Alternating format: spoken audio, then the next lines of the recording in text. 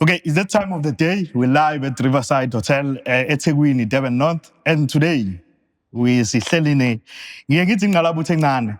By the way, my name is Nkululeko Dladla. We're at Azana Motion Studios. You can like all the digital platforms, YouTube, Facebook, Twitter. Just like, share, tell your friends ukuthi namhlanje sihleli noLunga Sokhela. Baba, uyaphila? Ngiyaphila wena unjani baba? Hey, ngiyaphila, long time. No, thank you. Thank you very much for having me. It's been a while. Ikuphethe njani impilo outside of football? Less stress. Umuntu uyayikhumbula excitement yebhola naturally. But I'm enjoying being a spectator. Here and there, giving some contribution to development structures, especially in Esafa eThekwini. But it's nice just to take time out and be a spectator. I'm loving it. You talk about less stress. Let's talk about that. Muthi less stress. Yini le estressa ebholeni kakhulu? Musu ukhuluma ne-excitement as well. Talk to us about those two things, excitement and less stress. Okay, let me start with the excitement, to be honest with you. If I have to tell you the part I enjoy the most in football, it was seeing a young boy come into the club, into the academy or development structures, and then the moment when you sign his professional contract. I can remember a couple of names, the likes of your Spare Madunas, etc., which we went and got from tournaments out in, it was at Ladysmith or Newcastle, bringing him into Ohlange, into a development academy. And then one day sitting with them and watching him play his first game. In fact, I think at the time, if I recall correctly, we were playing Cape Town City in Kingswood Itini. And I remember we were leading 1-0. It was a critical game for us because that was a game that was going to take us into the top 8. And our coach at the time, Calvin Johnson, with all that pressure, was brave enough to put this young boy on. And he never looked back and he looked comfortable. So to remember the boy coming in as a young boy, that's what he was, going into high school. We had to guide him through high school and then that moment, those are the special moments. I mean, the stress, it's just, there was no stopping in football. You know, you get into the season, you obviously, it's match week in, week out. It's your ups and downs of the season. As soon as the season's over, you immediately kick into planning for the next season because there's always changes. And then dealing with the characters in football. And over the years, we have to build a club. We have to try and build a club in terms of culture and bring a strong foundation so that we can actually have a solid club that competes year in, year out. So it was tough, but broadly speaking, it was a beautiful time in my life. You speak about that, a beautiful time. Says ngena la wathi leli hotela, Riverside is one of your special hotels. Talk to us about Riverside Namazulu. Riverside, I mean, they hosted us here. We did spend some time here. It's a lovely hotel. It's very homely. We knew the staff here very well. They treated the players well at the time. There has been changes. It's been well upgraded, etc. But I mean, it was a good hotel at the time, close to the stadium. And as I said, very small and very homely. You know, when you bring the players here for camp, you want them to focus on the game, not too many distractions. So it served its purpose at the time. Let's go back to you and football. Ijeni yakho iqale kanjani ungena ebholeni uzofika kuMaZulu? It happened very quickly, to be honest with you. I mean, umuntu wakhula ekhaya. Usapota uSuthu vele. I mean, I tell people all the time, the reality is umuntu went into high school at the time we had just won the 95 Rugby World Cup. So the schools that we're at were very huge investments into rugby. That's when the big rugby hype came. So within the schooling environment, my schooling environment, there wasn't too much focus on football. Yeah. Left, went to university, and the old man was always talking about his dream of one day owning a Amazulu football club. So that went on, and then there was an opportunity at the time I was in university, for that matter, when the first purchase happened of Zulu Royals from Ubabhekish. and then I left university, and then the Dynamos deal happened. So it was very quick. If you had asked me in 2003, do I think I'm going to spend my life in professional football, I would have said no, because that was not in sight at the time. You know, one was in university, going to follow your conventional career. So it happened quickly where we came.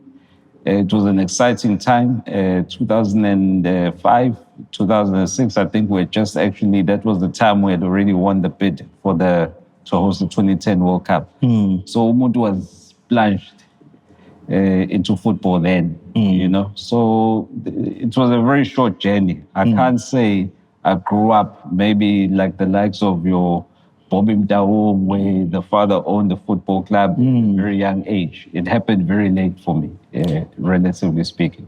Would you say ukufunda ekoleni where into eyayikhulunywa kakhulu irugby shaped you ukuthi uthathe imodel yabo and put it with football in terms of leadership?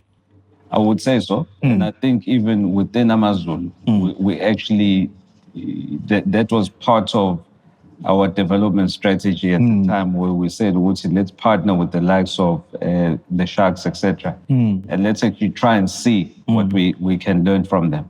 Because clearly, rugby's got it right. I mean, we've been a world leader for many, many years in rugby. And I think what's beautiful now is that the very same schools are also now taking football seriously. So it's almost clicking into the system that's very well organized. And that's going to develop, in my view, a lot of players in future. And I hope that schooling system is really going to take off, because I think they will produce players, and they are producing players now that are playing well in professional football. So to answer your question, I think certainly it was in the back of the mind that, you know what, you had a system that works in terms of rugby development. How do we mimic the system? And we did that, for instance, as I said, you know, we had a partnership with a school like Glenwood, and then we had a partnership with a school like Ohlang, and we wanted to extend that program because it works so well in sports like rugby. Talking about now, usungena kwi-leadership role in Mazulu. You coming, ufica abobabu Dlamini, who've been there in football, ufica Chiefs and Pirates. Just take us through that moment, your first year as a manager of a football club, your challenges and the great things that you've learned during that time. The tough thing that we came into is that we came into a blank canvas. It was a difficult journey in the sense that we had to almost start from scratch. At the time, there was a yearning to bring back the Amazulu Football Club brand and make it a respectable brand. So that was the long-term vision, right? And besides, I would say Ubaqedi were probably one of the few people within our setup that actually had some institutional knowledge. I mean, there's others at the time, the late Simon Debele, etc. But by and large, when you look at the management team, we had to learn very quickly, and we had to put together people that actually didn't even have a football background. But then they, you know, they've grown into the sports, and even now they're actually leading when it comes to, let's say, professionals within the PSL, and the names are there. I mean, if you look at the likes of Brilliant Mkatini, brought him as an intern, he's now a leading communications manager. Later on, we had to pull Pilani Mabaso out of supporter structures and bring him in, because he also had quite a lot of institutional knowledge. But I mean, the likes of my other colleagues, no football background. So we had to try and we had to learn quickly, learn from each other and compete. I think what does help is that Umuntu's got no fear. Because whenever you want to talk big in football and have a big vision, it's not an environment where you'll be encouraged. Others will actually try. They would say more. We would say we are targeting. Yeah, you're still young because the cool. Why But then, if you look at the things we're able to achieve, I mean, your highlights, as we said, We were the first club to play in Moses Mabhida. We opened the Soccer City, the inaugural Nedbank Cup final. We've brought Manchester United, Manchester City, which were seen globally. We managed to develop players that we sold to good European clubs. We've developed a lot of players that are still there today, that have grown to playing for national teams. I mean, people like Ustole, many don't know. He was there with us at Durban Warriors. So we didn't just become a club that just existed. We contributed hugely to football in its entirety. We've got companies that don't conventionally invest in football, the likes of your Spark Group, to invest. And the engine as well. Your engines, we ran those development programs. So there's so many successes that we managed to achieve that not only benefited AmaZulu but benefited South African football in its totality. You speak about Brilliant Mkhathini, you speak about Philani Mabaso. For me, I feel those guys are those people abanganikwa credit in terms of growing in media space as a KZN in terms of football. Talk to us game changer enayenza to change image KZN football in terms of bringing on board media to come and cover your games. The role eyadlalwa yilaba fowethu ababili to make sure nani nomqondo wakho ukuthi AmaZulu mukhuluma AmaZulu iqembu elaziwa ukuthi media friendly and the marketing communications into ecishe ifane nabo Chiefs no Pirates, and we see now with KZN now other teams are growing in terms of that. We came in with a very corporate mindset, the way that we approach things. We weren't a small club mentality. So we wanted to build quite a strong structure that addresses many aspects. We didn't just want to be a team that just focuses on football. We had to look at all those things, which made us attractive as time went. If you look at how attractive we were to sponsors, if you look at attendance at games, we were valuable assets.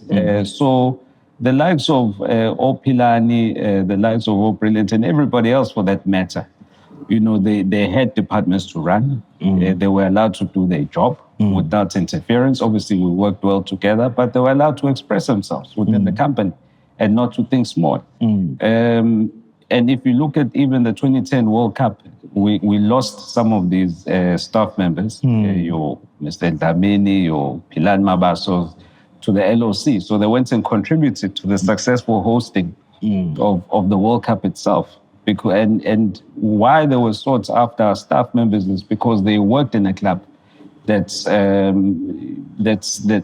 big club in the way that we operated, and that's a fact, So I think that was our success. We wanted to invest in that type of thinking, in that type of structure, so that AmaZulu is not just a small team, but a big institution. We extended beyond football and became a lifestyle brand. We became a very corporate institution in the way that we approach things. And we allowed people to come and express their talent.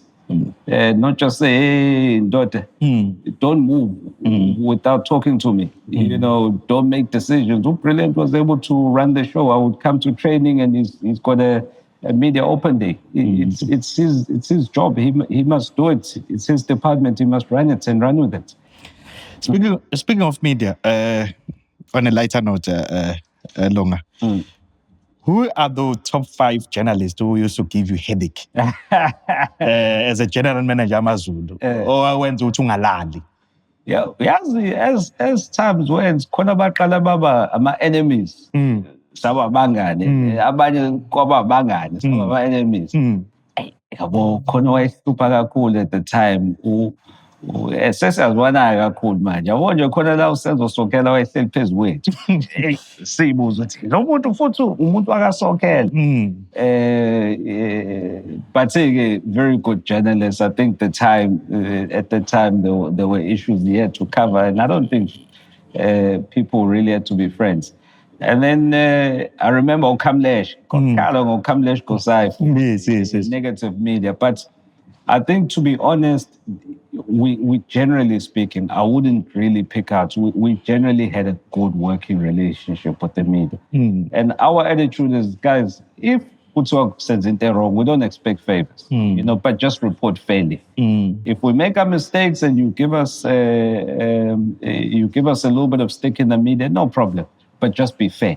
The problem comes and the unhappiness comes if you are unfair in your reporting. You don't give us a chance to reply.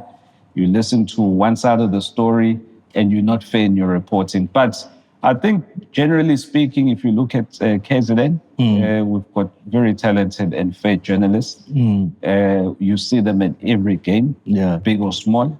They gave us airtime.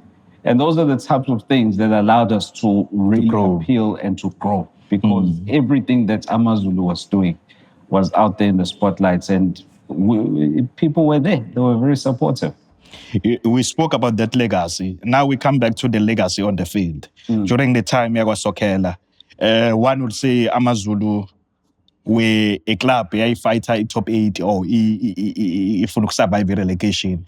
What was the challenges I caused along? Because with business model, we could see this club want to compete. But when it comes to on the field, change of coaches, you're losing players, you're losing talent, they're developer, what was the reason yokuthi club Amazulu during that era ingabi kule era sibona manje? Well, I wouldn't say. I think, generally speaking, we were always the club that was competing or in the top 8, honestly speaking. In cup competitions, regularly in quarterfinals, semi-finals. Yes, there were seasons where things were not going well and we'd come in position 12, etc., etc. But if you look at the South African league, to be honest with you, it's extremely competitive. Yes. Anybody can be in the top 4, and the very next season you're getting relegated. Who would have ever thought Cape Town City would be relegated? Yes. It's such a solid club. Solid owner. He's been in football for many years. A long time. You look at the caliber of players that they had. You look at the infrastructure they've got. You look at everything off the field, the sponsorships, and they got relegated. So it's an extremely competitive league, and we gotta praise the league. It's very competitive. So for me, there's a very small margin between coming 14th or coming 8th or coming 4th or coming 3rd. It's only there's only 2 clubs that seem to be moving away from the pack right now, but by and large, it's a very, very competitive league. But I think even us, to really build a solid club takes a long time. And I think that goes with any business. When you talk of these things such as our development, getting the right people, the right coaches, the right development model, for instance, and even understanding which coaches understand our culture and all of that, it takes a long time. And people need to appreciate that. And if they don't appreciate it, what they need to do is look back at the amount of money Sundowns spent and how long it took for them to win their first league. I think it took 8-9 years.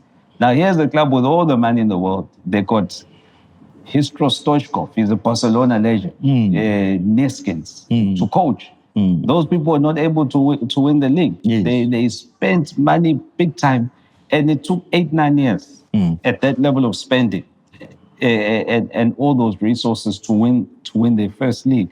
Likewise with the Pirates, they haven't won a league in 15 years. Until now. Also massive sponsorships, massive support, but it's extremely difficult to get to a stage where you say, you know what, now I've got things right.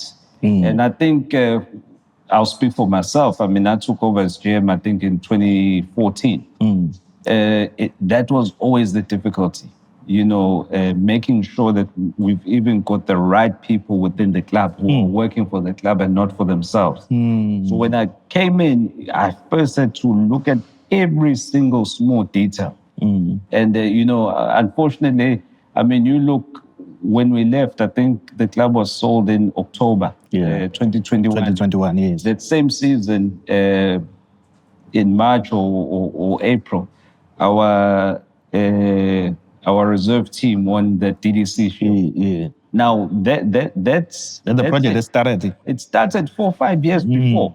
That's how long it took, and we had to be meticulous in building it up from all the tournaments, the leagues that they play locally, making sure that we laser focus on continuity from coaches, got rid of some coaches, put in there, and eventually it took 5 years. So I think we really put in. We built the foundation, and when people see some of the success that we are getting now, it's because of all those years that a solid foundation was built, and a lot of it is still there. It might be different faces, but the culture, the way that the club operates, and the foundation and the design. It was built over all those years. Talking about that, Lunga, you niphume kwi-PSL ngesikhathi la osuthi khona seniyayibona. Ngiyakhumbula ukuthi kuleyo season kwase kubonakala ukuthi amazulu ayaphi. Yes. Ifika kanjani kuwena le nto le yokuthi seniyayiluza iclub noma seniyayidayisa? How long did it take for you to recover from that? Emotionally? Yes. I mean, umuntu, obviously it took a while, and even till today, yes. you miss it. But njengoba ngisho, I'm extremely proud of what we're able to do for the club. I mean, even the year after when we left and the club went on to come second, I mean, a lot of those players are players that we had left behind, that were critical in the club getting to that level. You know, the likes of your Tapelos, whether it's your Bongis. Yes, you know, maybe the excitement of new ownership and Benny McCarthy obviously definitely did help, you know, to just give that oomph. But what I'll never forget, because we were preparing for preseason when this deal was done. And in fact, the transaction was done, I think, 10 days before the season had started, was the mentality of everyone around the club. Where we said, guys, after the story of the bubble and going to the last game, to make sure we keep our status, we're not going to have this season again. So every single player, every single member of the technical team, the way that we worked and built ourselves and the hunger for success, there was already a decision, no, guys, this year we're going to achieve great things before even the talk of the sale. So I was happy, extremely happy to see the club do well. I was extremely happy to see the club do well last season, to finish fourth. So, I mean, I always say to people, if you leave and things collapse when you leave, that means that you didn't do a good job yourself. You didn't create a system. You centered everything around you. So if you sell a business even, and then in a year's time it collapses or gets liquidated, that means that there's something you did wrong. So I think we left enough in the business to show what you don't know. What's that? You spoke about IPAPL, the challenges that you had there. Can you take us through with some of the challenges that were happening there that made the club change mentality? From now on, we're not going there. Hey, the biggest challenge was angazi noma sasinamabhadi. We sabanenkinga nje no coach. Ngenqamba man. I remember with Ubab Dlamini when we were here, we went to Joburg and we worked and we signed Mr. Joseph Vukovic from Polokwane City. And I say this with all due respect, and I don't like to speak badly of individuals, but he had come from a very successful stint at Polokwane. Yes. And somehow things just didn't click. In terms of how we felt things should be and how everything just went down. Likewise, unfortunately with the coach before, also again, we didn't have a good start to the season. So it's not the players that we had, because the very same players are the following season they went and came second. So you can't say that it was the players. So it just didn't click. And it happens in football, where coaches just simply don't click with players. I mean, we saw it there at Manchester United with Amorim. Came from a very successful Ten Hag as well. Ten Hag against when he was coaching, Sporting, Was it Sporting Lisbon? Yes. And then went to Manchester United, and there was just no connection. Then he left, and it happens in football. And unfortunately for us, it was one of those seasons. Thank God we were able to rope in Ayanda and Monip, and the players were just able to come out of some shell and want to fight for the club. So I think that was the strength of what we had, because any other club would have collapsed. But then in the bubble, for me, I wouldn't say, because the attitude was right, the guys were willing to fight. And I won't say it was easy, but the problems obviously we had during COVID or what also didn't make things easy. But the players really took responsibility and things. So it's one of those times in my life, I mean, I speak of as a great memory. The camaraderie and all of that, and how we came out. And it just goes to show that if your mind is right, no matter what the adversity is, you can come out. It wasn't easy, but we were a team, we were a family. And, we're very young. At the time, I think 36, Ayanda was 35. And I was tasked with the job of being a GM, and Ayanda being a head coach. Yeah. A lot of people don't talk about that. So we managed to lead 40 people who were in that bubble to saving the team. During your time at Amazulu, what are the great untold stories esingakaziswezwe ongathi abantu bangathuka mabengawezwa manje? Because uma ukhuluma ngomndeni wakaSokhela uphethe AmaZulu, kunezinto engakhulunywa ezi-right ezenzeka. Yeah. Mhlawumbe kuphi ongasitshela khona? I think, look, there's been many, but one of the things that probably I've never publicly said, and I've never congratulated, it's, as you say, the old man and the likes of Graham O'Connor, making sure that they give the right financial support for the club. Up until COVID and the problems that came with COVID that affected everybody, you would never hear AmaZulu players were not paid, and there's clubs that are not paid, and we're going to FIFA and we're getting banned, etc., etc. That never ever happened. So every month, because of the way that football is, unfortunately, there needs to be big investment from owners and the like. And they always gave that to us. It wasn't something I had to stress about. But would say 8-month end, I get called in to say, hey, Lunga, players are not going to get paid. When it was time for signing on fees to be paid, they were paid, agents were paid, the whole lot. So the difficulty every month, literally every month, to make sure that the ship is running and running professionally. Those are things you don't air your dirty laundry out. But they always fought and made sure, if they have to rob Peter, take money out of other businesses to make sure that everyone is happy here. I would say that's one of the real great untold stories. And those are stories that club owners are going through today. That's the reality. To move on with chapter AmaZulu, but I just want to talk about some of the special players you work with. And mention amagama, but I just want to pinpoint this one, Ubongi Ntuli. How special he was for the club. And for you worked with him. Yeah.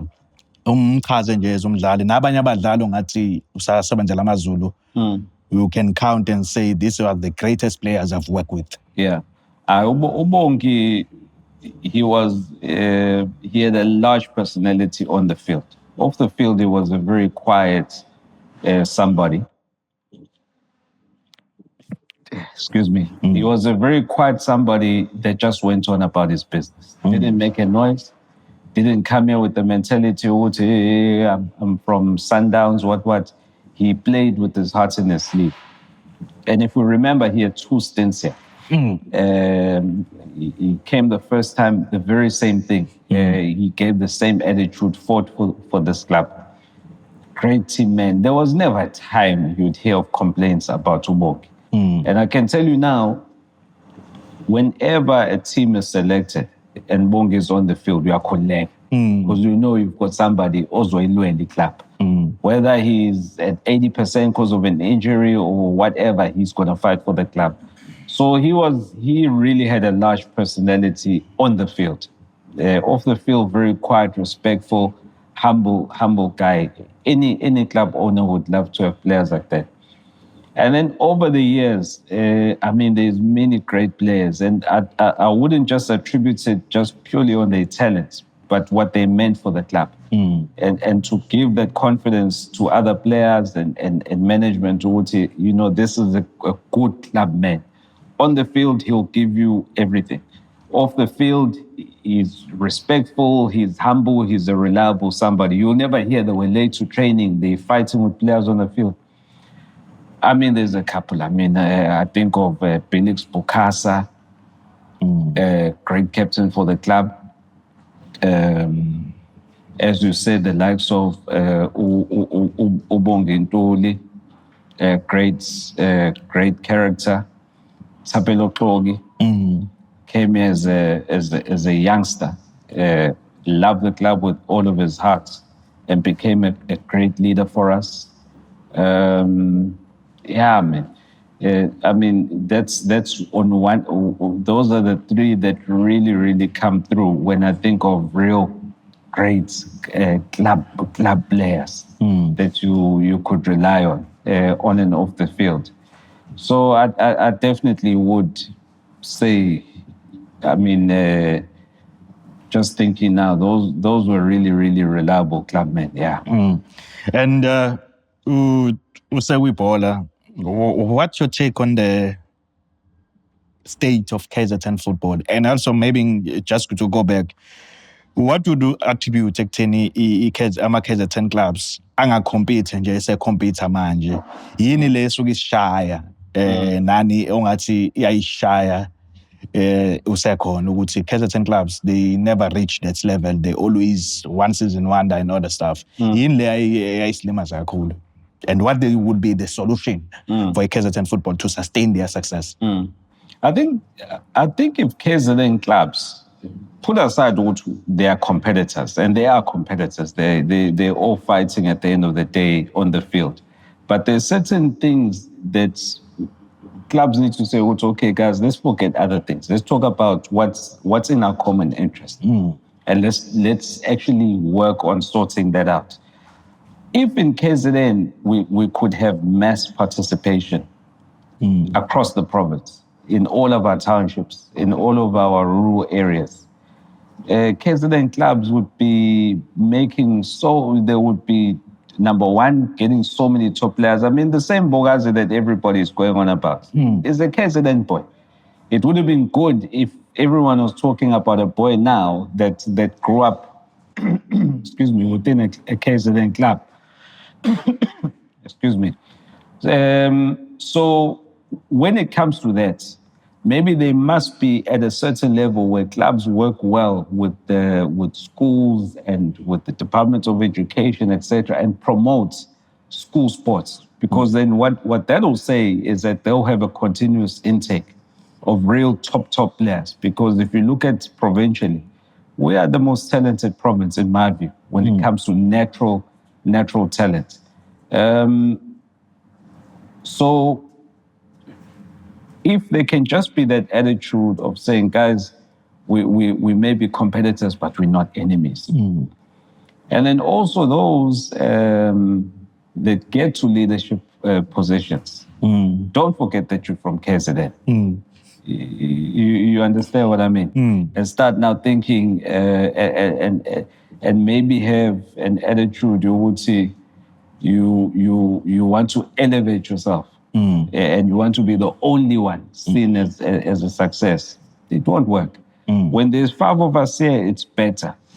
Operationally, you're playing fewer games away. You're able to have competitive friendlies, so even your preps are better. For the communities, the stadiums and facilities are used more. So it benefits everybody. You understand what I mean? So yes, we don't expect everybody to be best of friends because you are competitors, but at a certain level, there must be a common interest. And this you can see from Johannesburg. I mean, your two biggest clubs in the country, those people are the biggest of friends. And they work together, whether it's talking to sponsors, whether it's running of the PSL. And it's probably the case in other parts of the world where the big clubs, they after all the competition, They put together. They put together at night. Hey, let's talk. Let's promote KZN. Let's promote KZN. Let's be bigger than rugby. What? Because now what happens is that what will make you fail to grow is that people will jump into those divisions and take advantage of the cracks within the relationships and end up making you guys fight amongst yourselves and not achieve your fullest potential. So if KZN clubs can get to that level, nobody will touch them. In 5 years, every competition will be won by a KZN club. With all the money that's in Gauteng, KZN will emerge. You spoke about the divide to conquer point. Would you say it's something that is normal in football when people take advantage of what there's no unity here? I would say so, definitely. You know, I mean, as I said, it happens here in football. One of the big things that we fought about in eThekwini is why do football clubs not have the facilities that other sporting codes have got? When you look at the participation, there's far more participation in football. But when AmaZulu does not have a stadium, it does not have a home. You know, we always fighting for places to train and all of that. Why can't we be given a facility where we can have a clubhouse, we can have our offices, we can have training fields? Then we run like a professional club. So even if I call an overseas club, they come and there's a big gate, welcome to the home of AmaZulu. I take them to the fan shop, exactly what Ikava has got as an example. It's a disgrace, but we were not able to achieve that. Why? Because we divided. So when people sit on their own with the politicians there, they quickly pick that up, politicians, and then they realize these people, we don't need to do anything for them because even they themselves, they disorganized. I mean, even small sports such as tennis, such as bowls, you name it, they've got proper facilities across the city. Football doesn't. That's a reality. You know, now, where do you begin now to build a club? You know, I went to Spain to visit Espanyol, which in La Liga terms is a small club, right? But the reality is the culture that you bring up from a youngster. I mean, 24/7 there's activity in the club facilities. There's development players coming in, small-sided games. When the team is playing away, the bar is open and they're playing the game. That is how you start breeding that culture. And that is how the club is now able to have commercial arrangements and make money, et cetera, et cetera. So it's something that's so important in the foundational building of a club. But because people, you know, as I'm saying, clubs are not united, where they come as a united force and demand these things, they lose that power. You know, when I'm sitting next to the guys that make decisions, I speak badly of X, Y, Z. When they are sitting, this guy that's sitting on the seat says that these people are not organized. Why take them seriously? That's I think is holding them back. And in terms of our sponsors, you would say nakhona kunaleyo challenge in terms of sponsorisha rugby in cricket compared to football. Exactly. I mean, how many head offices of big companies are in Durban that can easily sponsor football? You know, I don't want to mention the names, but I mean, we've got massive companies that are here in different industries, whether it's FMCG, whether it's in the gaming sector, whether it's in retail. You know, we've got two major retailers that are head office here in KZN. We've got a whole shipping sector. You know, Durban, I think, is the busiest port. You've got a whole shipping value chain that is based here. Now, why are those people not putting serious money into football? You know? So all of those things could definitely be addressed if first you make yourself more powerful by being united, which is why AmaZulu as a nation, they're very powerful, because at some stage Ushaka took all of us and united us under one thing. So the first thing you do, unite, close ranks. Now you're powerful, right? And then you can start now using that power to leverage on all these things that I'm speaking about. The upcoming season of the league, we're celebrating 30 years of the league. How can you reflect good 30 years with league as someone who spent maybe more than 20 years in the league? I would say the league has been very resilient. It was able to adapt very quickly to a very fast-changing environment. I think certainly, as soon as we won the bid and then we jumped into massive commercial partnerships with the likes of SuperSport, we were able to bring in the right guys like Cheto Sim to bring the right level of professionalism within the clubs. Because before then, football, yes, was very popular, but it wasn't as professional. So it was able to really take a massive leap and not crumble and not be exposed.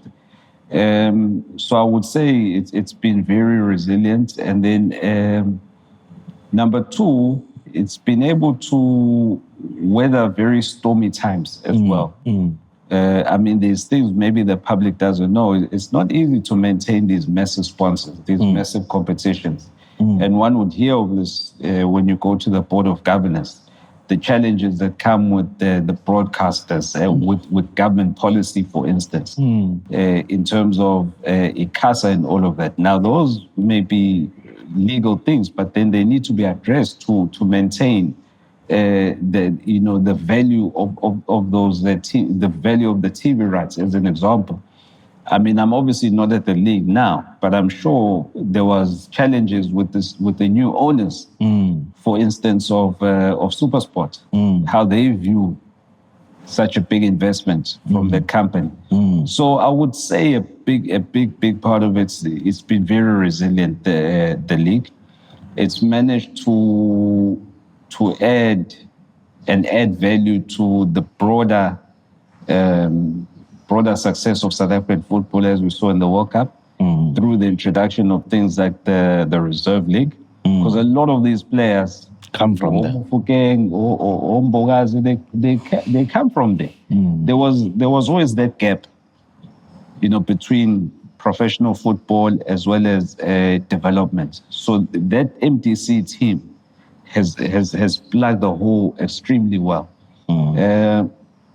And then obviously our success and competitiveness within the club competitions in Africa as well.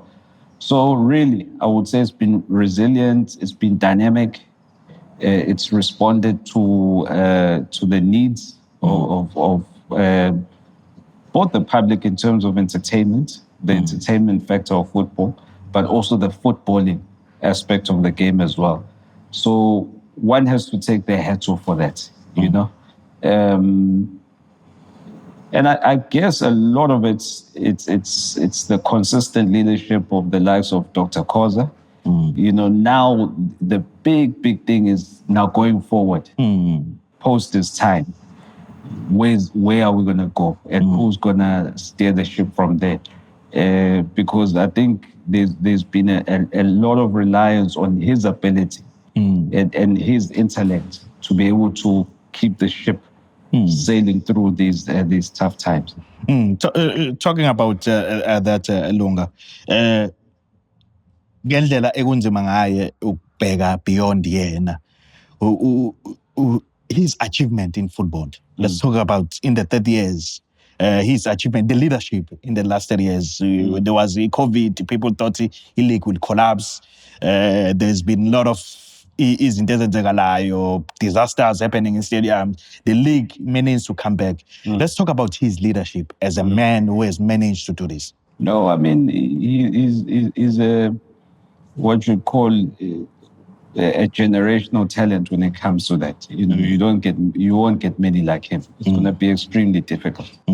And people look at the profile of the position and all that, but they don't look at the complexity of it. You know, to deal with the different levels of stakeholders that you have to deal with, whether you're dealing with government, whether you're dealing with the sponsors, you're dealing with broadcasters, you're dealing with clubs, because us clubs as well have got our own issues. So to be able to deal with such a wide range of stakeholders and being able to put them under one vision of making the PSL the leading league, at least in Africa and one of the leading in the world, it's not an easy task. And then you have to ask yourself, well, and that comes, obviously, he's been in the game for a long time. He himself is a visionary person. We've had good people that I'm sure have assisted him, and he will say that, I mean, the likes of your Trevor Phillips and your Peter Mansers and what they did for the commercial aspect of the game have helped him. But at the end of the day, he was in the forefront and he was leading the organization. So to get somebody like that, it's really, and for the league to have somebody like that and to consistently supporting him in all his endeavors, it's not going to be easy to follow suit on that. So I think that's going to be the league's biggest challenge in my eyes. To say, guys, who's going to go next? And I hope that there's discussions about it, because you've got to be frank about these things. You know, it's time now that the league gets behind one person who's going to take it to the next level. Not somebody that just wants it there because they like status and they love these nice things. Because after those nice, like getting married, the wedding day is nice. And then tomorrow, marriage starts. Now you wake up with this lady, there's no crowd, and you don't have a nice marriage. So somebody that's going to stay the course and steer it. Don't try and be like him, because you won't be like him. You won't be like him. Take it in another direction, but have that power to have everybody follow your vision. Talk about vision and leadership. You are currently in the eThekwini region, helping eThekwini region with SAFA. And then there's a conversation in SAFA elections. I was reading sabcsport.com where there's interviewed Uriel Dwaba. And there's been many people with SAFA who are raising the hand of Babu Sandile Zungu to take over leadership in SAFA. As someone who's in development right now, what's your take on that? Yeah, I think SAFA needs to respond to the needs of the game now, where it stands now, right? And it's always disappointing, you know, because I mean, you always ask yourself, people love positions in this country, whether you talk about politics and what. And I always say, it'll always be very interesting when you ask somebody, you say you want to be SAFA president, why do you want to be SAFA president? And they always give you a wishy-washy answer that actually doesn't make any sense. You know what I mean? To me, leaders must be, people must say, no, you know what, we see you being able to take us to the next level. I think SAFA as an organization, you know, especially working in it now, if I have to be honest with you, it's too complicated. Too many structures, too many political levels, what. And I don't see how they serve the game. You know, I was having an interesting conversation, I won't say with who, the other day, and they spoke and I listened. They probably went on for 20 minutes. And I said, okay, in all these things that you're telling me, all these fights that you're having here and what, when did you actually discuss football and the benefit of football? Right now, you're telling me about butting heads, about all sorts of things that actually don't matter. You know, do you guys in your meetings actually spend 80% of the meeting talking about what's going to take the sport forward and getting 6, 7-year-olds playing the game and how you're going to nurture them so that one day Bafana can have 5 or 6 guys from that particular region? And I hear the names.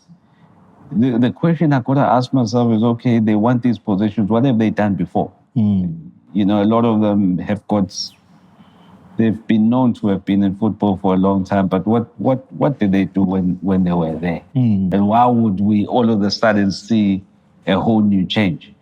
And then there's some, you look at what they're doing now, call it in the clubs. I mean, I saw an interesting club owner a couple of years ago saying that he wants to be SAFA president.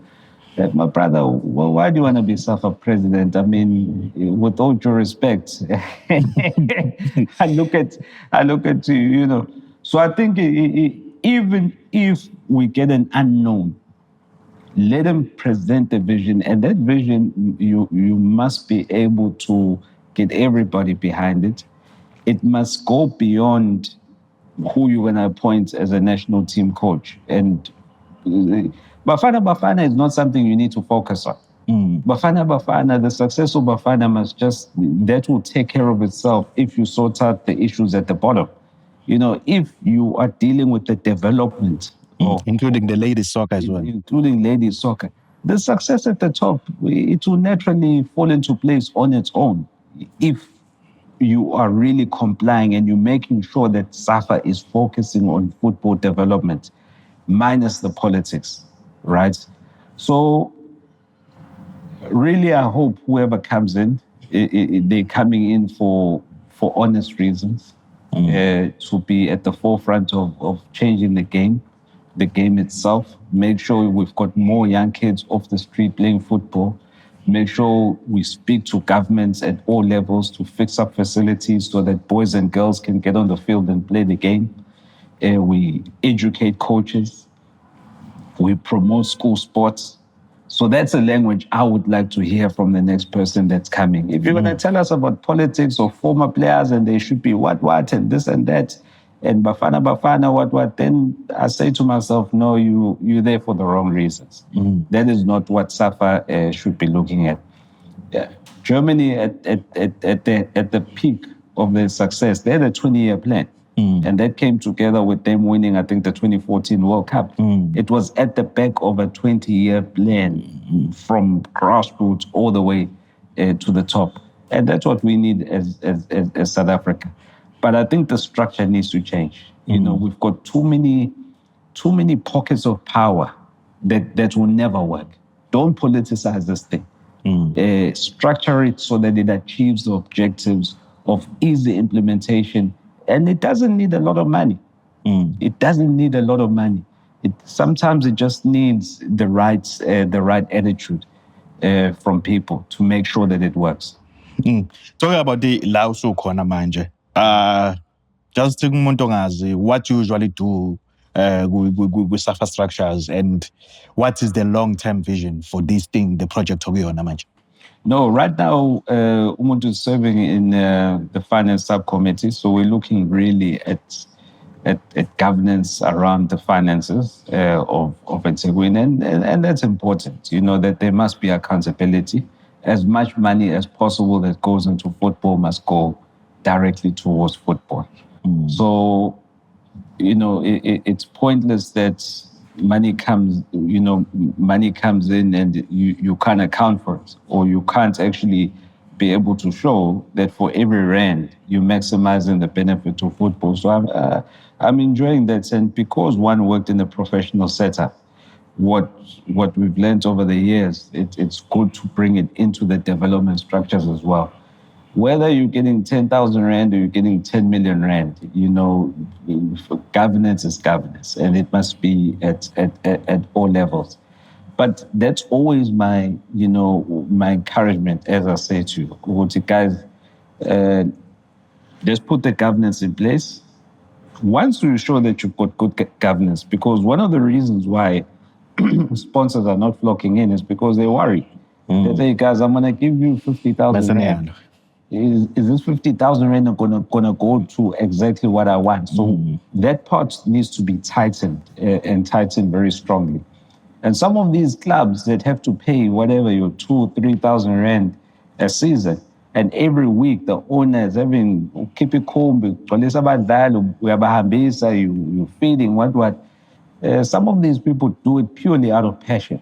So we got to make sure ukuthi lo 3,000 awufakile it goes to the right place. Yabo. So that is where I'm at right now. I really would, because when I left AmaZulu, I thought, hey, let me give it a break. But at the same time, you got to try and take all of those, everything that I've learned in a very tough environment, which is professional football, and give it to other people. Hopefully they can learn a thing or two. I'm not saying I know it all, but certainly if I can contribute, I would love to contribute. Last one, your wish for South African football and KwaZulu-Natal football? South African football, as I say, let's get people with the genuine passion of the game to come into football. We appreciate what certain people have done over a long period of time, but it's important that there's continuity. It's important that we pass the baton on. Honestly and honestly so. Give it to people that are really going to come in, people that are not interested in the limelight. They are genuinely interested in the success of the game. They're interested in bringing new energy, right? If you look at the achievements of our football leaders, I mean, who can ever outdo what the 2010 World Cup did for the country? We go around now, infrastructure, roads, stadiums. It took us to the next level. But now it's time to hand over to the next generation. We don't want to see SAFA associated with things outside of football. We don't want to see the PSL likewise. I'm not saying that's been the case. But we now need to start saying who's going to come there next. And then let's restructure, let's regroup, let's reflect. This will be a good time to reflect, as you say, 30 years of the league. Let's sit down, let's reflect. Guys, what have we done right? What have we done wrong? How do we make sure that the next 30 years we experience the same growth? Because you can't keep doing the same thing and hoping for different results. So my big wish on the SAFA side, let SAFA really be an agent for football. And let it be an engine to develop football, nothing else. Let the priority be the young people of our country and what football can do for us socially, not for people that just love positions. Let's simplify, let's regroup. From a PSL point of view, let's reflect. 30 years have been nothing but a huge success. Now going forward, there's going to be turbulent times. There has to be changes. Not changes because you're doing badly, but you can't, you mustn't be complacent. How do we now re-engineer ourselves when there's so much competition with other leagues as well? Now, your American league is going up, your Saudi league is going up. You're competing. There's other sporting codes, there's UFC, there's Netflix, there's podcasts. You're competing with so much in the space of entertainment. How do we continue to stay relevant? And then who's going to take us into that now? So that would be my wish for the PSL, that they can just all, not just the current club owners, but key stakeholders that have been involved in football, sponsors, broadcast partners, where everyone reflects. Okay, guys, we're here now. Let's assess where we're going to in the next 30 years so that we maintain our success. And for KZN? For KZN, find areas of common interest, unite on those common matters of interest. And when all has been said and done, right, do not allow cracks between professional, I mean, if you look at yourself as a body, professional clubs and KZN, do not be divided in that. You know, in the common goal, you would say, okay, yes, we may be competitors, but us five together, right, as a professional body of footballers, there mustn't be cracks between us. Let's not be our own enemies.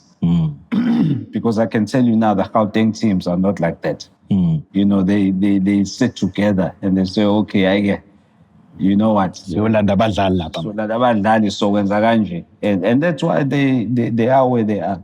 So I think, again, even with them, there's nothing that beats ukuthi yazi ukuthina kuhlanganyeni kukhululwe.